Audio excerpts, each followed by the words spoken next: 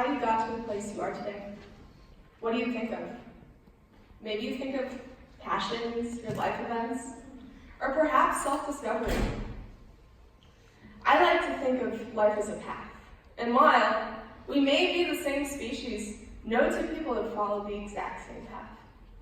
My path, just like many others, has and will be long. And as I look back on it, I remember the good and bad days of marching band.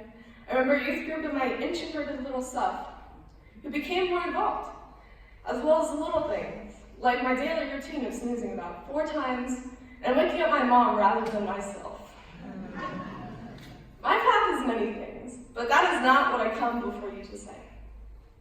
As many things have differed throughout my life, one thing that is certain is that I have not been alone. I was only 2 years old when my friend came into my life with the jolts. We were not likely friends, but we were so inseparable that my family had to accept them as one. My friend was a troublemaker, and during the times that my dad or mom would read us a book, we could not sit still or stay quiet. While my friend was always there for me and made me unique, my friendship was really toxic and caused me a lot of pain. My friend made me do all kinds of things. Like they would coerce me to make loud noises or kick the back of someone's seat in a movie theater.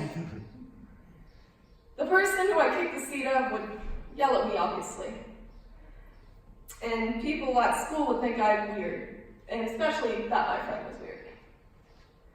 As we got older and we learned what the middle finger meant, put me at more risk. So with the pressure my friend gave me to do inappropriate gestures, I sat on my hands. I struggled with my relationship, but like many unavoidable acquaintances, I had to learn to cope and live with what I got. Where is my friend now, you might ask? Well, my friend and I are as close as ever. In fact, they're here right up with me. You see them anywhere? If you haven't already guessed, my friend is not a human, but a disability that goes by the name of Tourette's syndrome. Tourette's is a disorder that causes repetitive twitching or vocalizations, and they cannot be suppressed. Growing up with Tourette's, there was a lot of confusion and unexplained behaviors like not being able to lick, or not being able to stop licking my lips. I licked them so much that the skin surrounding was raw and red. It gave me so much pain.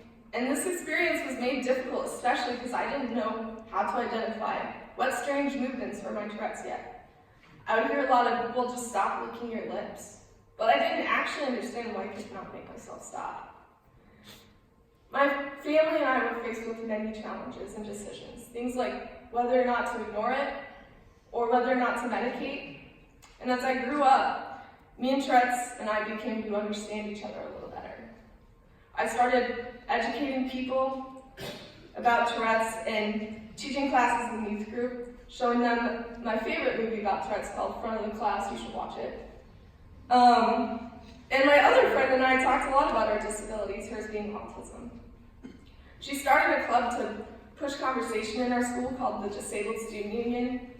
And we did a lot of fundraising, learned about issues happening around the world. I had an opportunity to make the best out of an obstacle and encourage others to do the same. Disability or no disability, no two paths are the same. Yet no two paths go without struggle.